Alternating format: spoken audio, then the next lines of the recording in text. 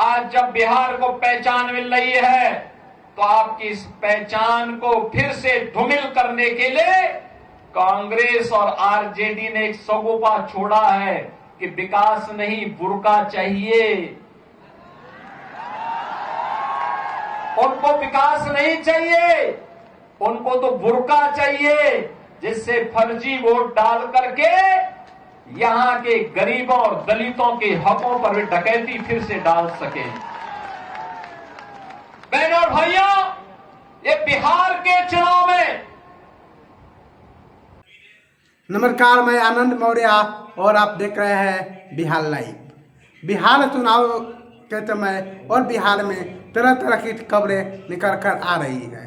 कहीं गठबंधन के बनने तो कहीं गठबंधन के बिगड़ने की भी खबरें आ रही है और पार्टी की अपनी अपनी टेयरिंग की भी खबरें आ रही है।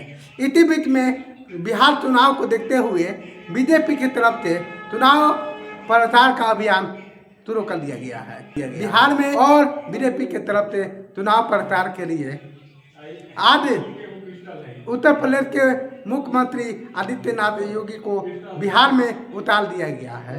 तो आदित्यनाथ योगी ने बिहार में आकर चुनाव प्रचार के दौरान जो कहे, ये वीडियो पहले आप देखिए।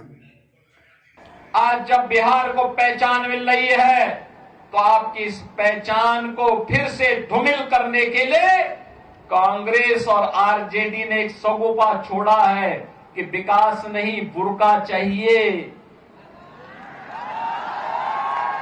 उनको विकास नहीं चाहिए, उनको तो बुर्का चाहिए, जिससे फर्जी वोट डाल करके यहां के गरीबों और दलितों के हकों पर वे डकैती फिर से डाल सके। बहनों और भाइयों, ये बिहार के चुनाव में। और बताइए कि बिहार का चुनाव क्या किस मुद्दा पर होने वाला है?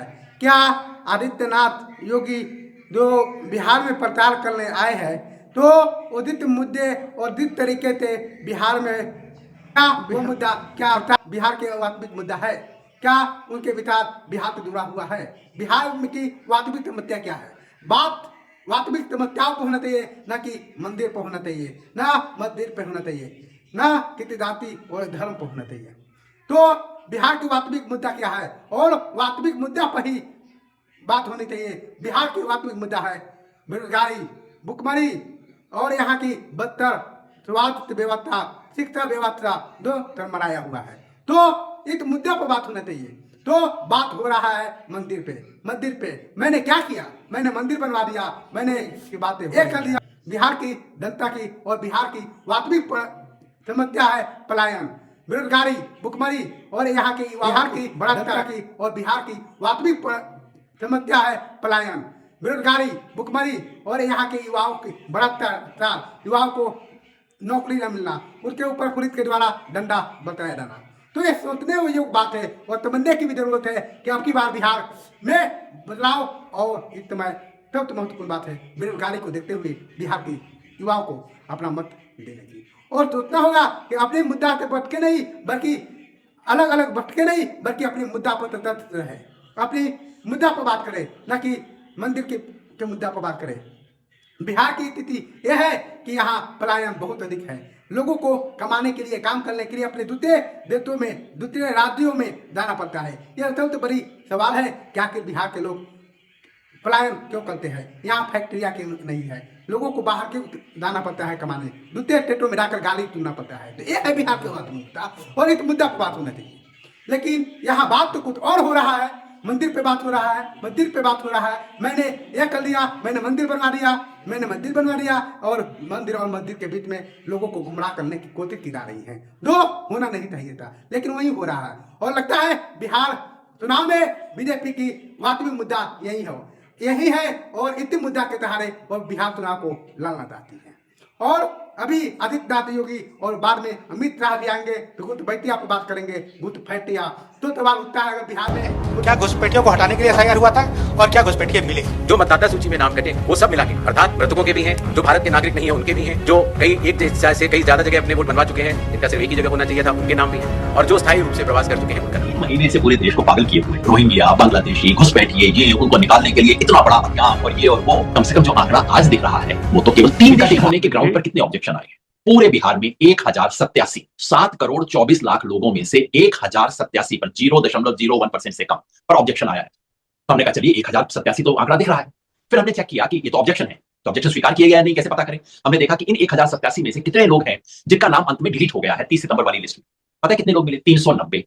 चलिए साहब 390, अब 390 की लिस्ट ऐसी है कि उसमें आप नाम पढ़ सकते हैं, और कोई बांग्लादेशी और रोहिंग्या आया होगा तो जाहिर है वो हिंदू तो नहीं होगा, तो हमने नाम पढ़ लिया साहब उसके अंदर। इन 390 में से 76 केवल मुसलमान है, मुसलमानों के नाम 76। बहुत शानदार, आपने खोजबीन है। जी हाँ, और ये भी नहीं, ये कैसे पता लगा कि वो 76 भी बांग्लादेशी हैं? अब वो कैसे पता लगे? तो हमने कहा कि क्योंकि इसमें बीजेपी ने बड़ी मदद की है हमारी। बीजेपी ने बताया कि सारे बांग्लादेशी जो हैं वो सीमांचल के जिलों में, तो कटिहार, पूर्णिया, अररिया और किशनगंज इसके अंदर है। तो हमने देखा कि चलिए इन 390 में से कितने लोग कटिहार, पूर्णिया, किशनगंज और अररिया से हैं? 10 हैं। उन 10 की हमने छानबीन की। उन 10 में से 5 हिंदू, 5 मुसलमान, सेकुलर देश है, बड़ा अच्छा संतुलन हो गया। और जो 5 मुसलमान थे उनमें से 2 मृत हैं, बच गए 3।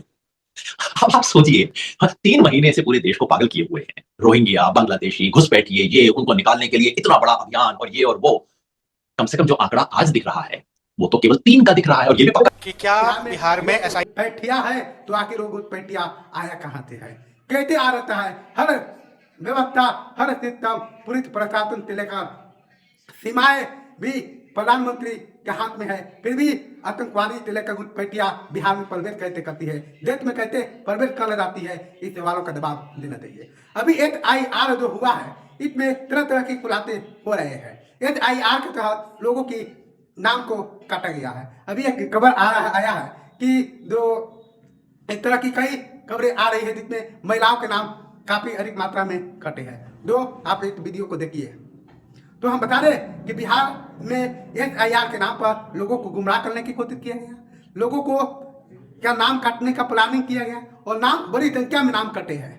तो आखिर ऐसा, और घुसपैठिया कौन था, कितना घुसपैठिया SIR के द्वारा मिला, ये चुनाव आयोग को बताना चाहिए। आखिर SIR हुआ है, SIR में कितने घुसपैठिया बिहार में मिले हैं, कितने बिहार में थे और कहाँ से आए थे, इस सब के बारे में बताना चाहिए।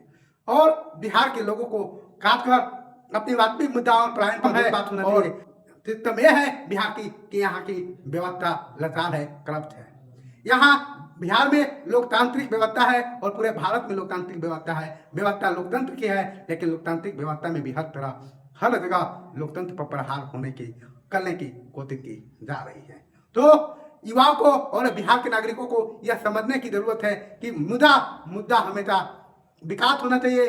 जाति, धर्म, मंदिर नहीं होना चाहिए। वास्तविक मुद्दा पर बात होना चाहिए। पेपर लीक जो हर साल हो जाता है, कहीं से एक भी इकराम नहीं हो पाता है। युवाओं को आंदोलन करने पर मजबूर होना पड़ता है और आंदोलन करने पर डंडा खाना पड़ता है।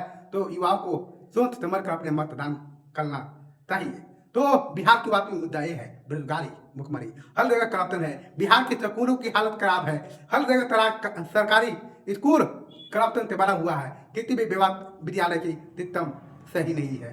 तो ये है बिहार का मुद्दा, और बिहार के मुद्दा को बदलने के लिए इस बेरोजगारी, भुखमरी, शिक्षा, स्वास्थ्य की में सुधार हो और परिवर्तन हो भ्रष्टाचार की।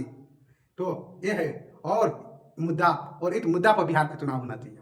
कभी अब नरेंद्र मोदी भी आएंगे बिहार में तो कहेंगे कि घुसपैठिया और आतंकवाद, राष्ट्रवाद के नाम पर देश को गुमराह करने की प्रयास करेंगे। लेकिन नरेंद्र मोदी जी आप कहे हुए मोदी जी मोतिहारी का चीनी मिल कब चालू होगा बताइए? आप बोले हुए थे कि मोतिहारी में आएंगे तो चीनी मिल का चाय पी कर जाएंगे, चीनी मिल के चीनी का चाय पी कर जाएंगे।